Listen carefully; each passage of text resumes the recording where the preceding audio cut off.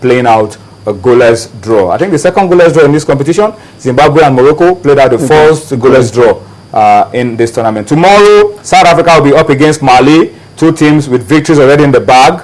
That's a crucial game. You win that game, you are almost through to the next round. And then you have Nigeria and Mozambique, two teams that lost their first games, will be looking to bounce back into the tournament. Promises to be exciting as well. Let's spend some time to talk about the Chan Eagles very quickly. We're told a lot is happening in camp. The boys, there was stage fright in the first game. They're a lot improved now. What do you expect to see tomorrow, Yemi? I mean, I expect them to come out and play. Just play football. Forget about the fact that you lost your first game. Come out, do everything you need to do, get the victory. It's not about trying to please the fans or playing any eye-catching football. Get the result. Don't pack your bags from the second game. At this point, it will be sad because some of us thought the guys could go all the way. So I want to see them come out, do better than they did in the first game. Do whatever it takes. Forget it for now.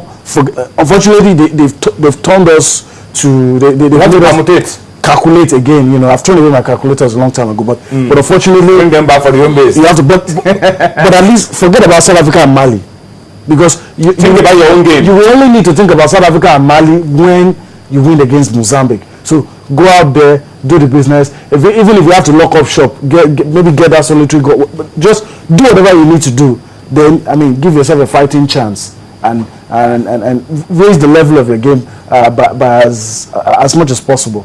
And I think the boys have it in them. I feel they can do it. Stage fright for me wasn't an excuse. It was just a bad day in the office, because I feel some of these guys have been on this level. I've been on this stage before. Some, maybe not all, but at least some members of this team. So I feel they have it in them. I feel they can do it. But I wasn't impressed with the first game. Azubike has to step up his game as a leader of this team. Chigozie Agbim has received a lot of stick, Dumnodi. People have said a lot about him, but Keshi has come out to defend him. And Azubike also needs to step up as one of the more experienced players in this team. Step up and lead this team, really lead them from the back. Especially those guys who have been with the main team.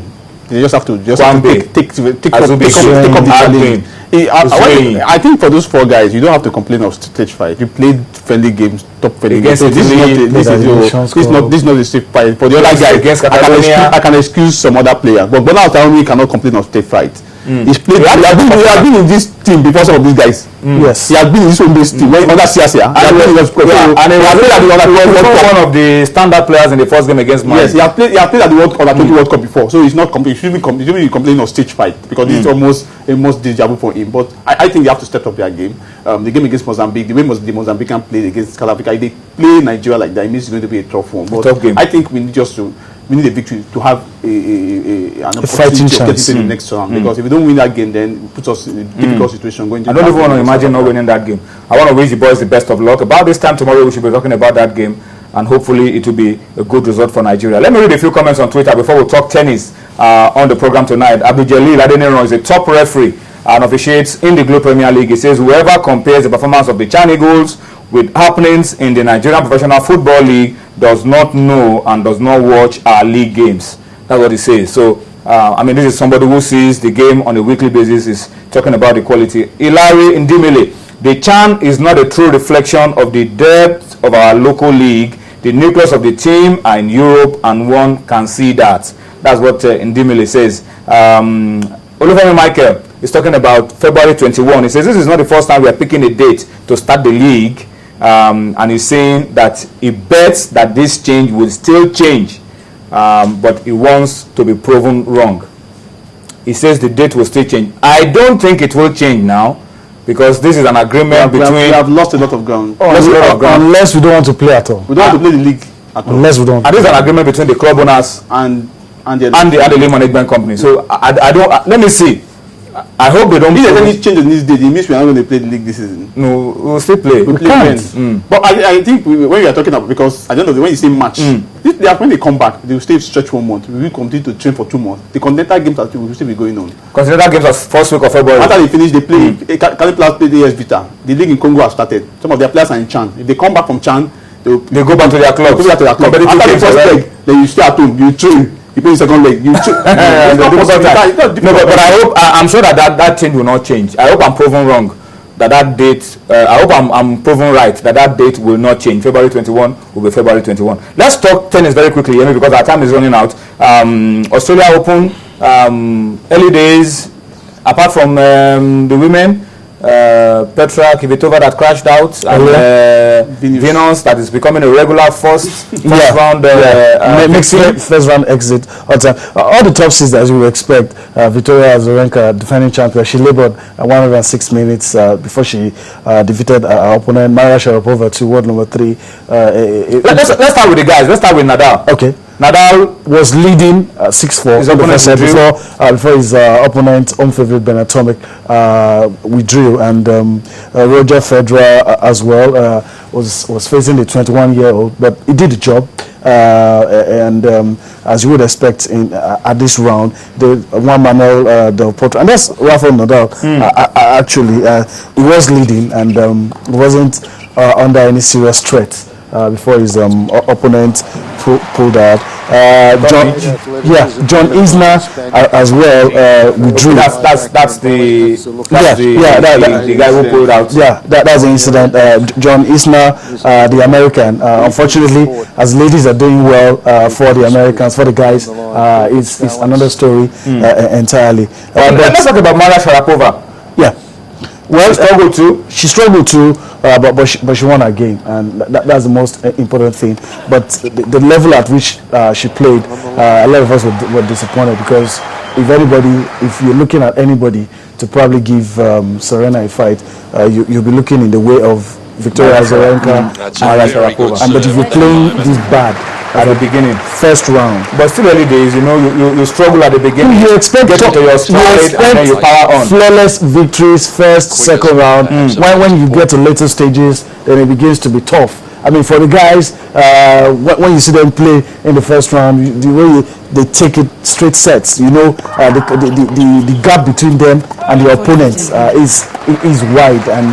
But for the ladies, that doesn't seem to happen that way. She struggled. I'm not counting her out, but I don't think she'll go far. From what I saw, you could always pick Serena as top performer, the way she outclassed her opponent. But for the other ladies, even Azarenka wasn't convincing.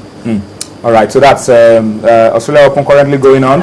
We'll keep our eyes on it, and of course update you as we move on. Let me read a few comments on Twitter very quickly. Our good friend Charles Anazodo talks about the CHAN. I mean, he's reacting to the comments I read earlier on. He says, if the CHAN is not a reflection of our domestic football, then what is? What is?